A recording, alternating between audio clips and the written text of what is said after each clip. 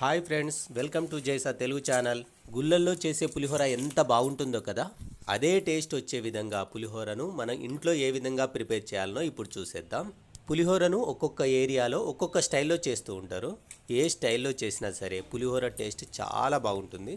ఈ కొలతలను ఫాలో అయితే సరిపోతుందండి. మీరు ఎంతమందికైనా పులిహోరను టేస్టీగా ప్రిపేర్ చేసుకోవచ్చు. ఇక మన రెసిపీని స్టార్ట్ చేసేద్దాం. ఈ రెసిపీ నచ్చితే మాత్రం వీడియోని లైక్ చేయండి, ఛానల్ని సబ్స్క్రైబ్ చేయండి. ముందుగా ఒక గిన్నెలో చింతపండును తీసుకొని నానబెట్టుకోవాలి.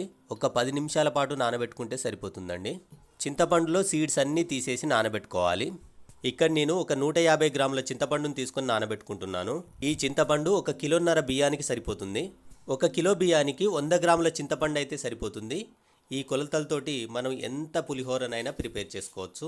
నానబెట్టిన చింతపండుని స్టవ్ మీద పెట్టేసి ఇందులో ఉన్న వాటర్ మరిగేంత వరకు ఉడికించుకోవాలి. ఒక్కసారి వాటర్ బబుల్స్ లాగా వచ్చేంత వరకు వేడి చేసుకుంటే సరిపోతుంది. ఇప్పుడు స్టవ్ని ఆఫ్ చేసి చింతపండును పూర్తిగా చల్లారనివ్వాలి. చింతపండు పూర్తిగా చల్లారిన తర్వాత ఈ విధంగా హోల్స్ ఉన్న ప్లేట్లోకి చింతపండు మొత్తాన్ని తీసుకోవాలి. ఈ హోల్స్ ఉన్న ప్లేట్ కింద ఇంకొక బౌల్ని పెట్టుకోవాలి. ఈ చింతపండును చేతితోటి బాగా పిండుకోవాలి. ఈ జ్యూస్ అంతా కూడా కింద బౌల్లోకి వస్తుంది. ఈ చింతపండులో కొంచెం అంత వాటర్ని కలుపుకోవాలి. వాటర్ని కలుపుకున్న తర్వాత కూడా బాగా పిండుకోవాలి. ఈ విధంగా చింతపండును ఒక 2 లేదా 3 నిమిషాల పాటు బాగా పిండుకోవాలి. ఇప్పుడు మిగిలిన పిప్పినంతా కూడా పారేసేయాలి.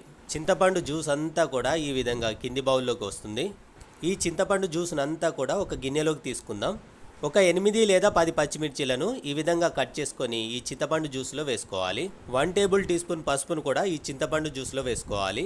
కొన్ని కరివేపాకు రెబ్బలను కూడా ఇందులో వేసుకొని ఒకసారి బాగా కలుపుకున్న తర్వాత ఈ గిన్నెను స్టవ్ మీద పెట్టేసి వేడి చేసుకోవాలి. ఒక 2 టేబుల్ టీ స్పూన్ల వరకు ఆయిల్ని ఈ జ్యూస్లో వేసుకొని బాగా మరగనివ్వాలి. స్టవ్ని మీడియం ఫ్లేమ్లో ఉంచి ఈ చింతపండు రసాన్ని వేడి చేసుకోవాలి. ఒక 8 నుండి 10 నిమిషాల పాటు ఈ చింతపండు జ్యూస్ని బాగా మరగనివ్వండి. ఈ చింతపండు రసం అంతా కూడా బాగా చిక్కబడుతుంది. ఇప్పుడు ఒక 2 టేబుల్ టీ స్పూన్ల ఉప్పును వేసుకోండి. ఈ ఉప్పు మనం తీసుకున్న చింతపండు జ్యూస్కు సరిపోతుంది. ఇక్కడ చూడండి, ఒక 10 నిమిషాల పాటు వేడి చేసుకుంటే చింతపండు జ్యూస్ అంతా కూడా పర్ఫెక్ట్గా చిక్కబడింది. ఇప్పుడు ఈ జ్యూస్ని చల్లార్చుకోవాలి. ఇప్పుడు ఒక వెడల్పాటి బేషన్ తీసుకోండి. మనం ఉడికించుకున్న బియ్యాన్ని ఈ బేషన్లో వేసుకోవాలి. అన్నం మెత్తగా కాకుండా పొడి పొడిగా ఉంటేనే పులిహోరకు బాగుంటుంది.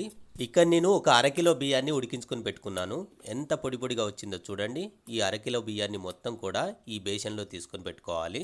మనం తీసుకున్న రైస్కి ఒక 50 నుండి 60 గ్రాముల చింతపండు జ్యూస్ అయితే సరిపోతుంది.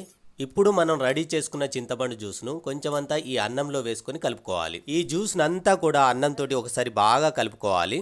ఇప్పుడు ఒకసారి పులుపు చూసుకోండి. ఒకవేళ పులుపు సరిపోకుంటే మాత్రం ఇంకా కొంచెం జ్యూస్ని యాడ్ చేసుకొని కలుపుకోవాలి.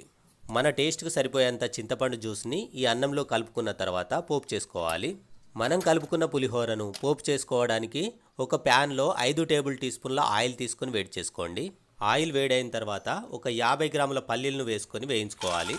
పల్లీలను 1 నిమిషం పాటు వేయించాక 1 లేదా 1.5 టేబుల్ టీ స్పూన్ల శనగపప్పు వేసుకోండి. 1 టేబుల్ టీ స్పూన్ వరకు మినప్పప్పును కూడా వేసుకోవాలి.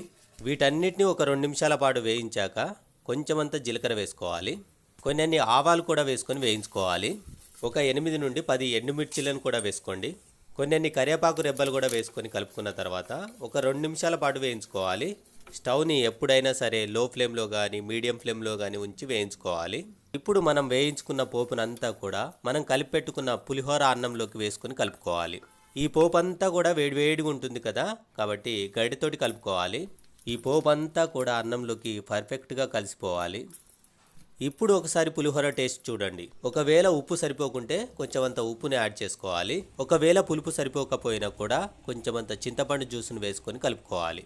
అంతేనండి, మన టేస్టీ పులిహోర రెడీ. ఈ విధంగా పులిహోరను చేశారంటే మాత్రం చాలా టేస్టీగా వస్తుంది. ఒక్కసారి పులిహోరను ఈ విధంగా ప్రిపేర్ చేయండి. టేస్ట్ ఎలాగ ఉందో కామెంట్ చేయండి.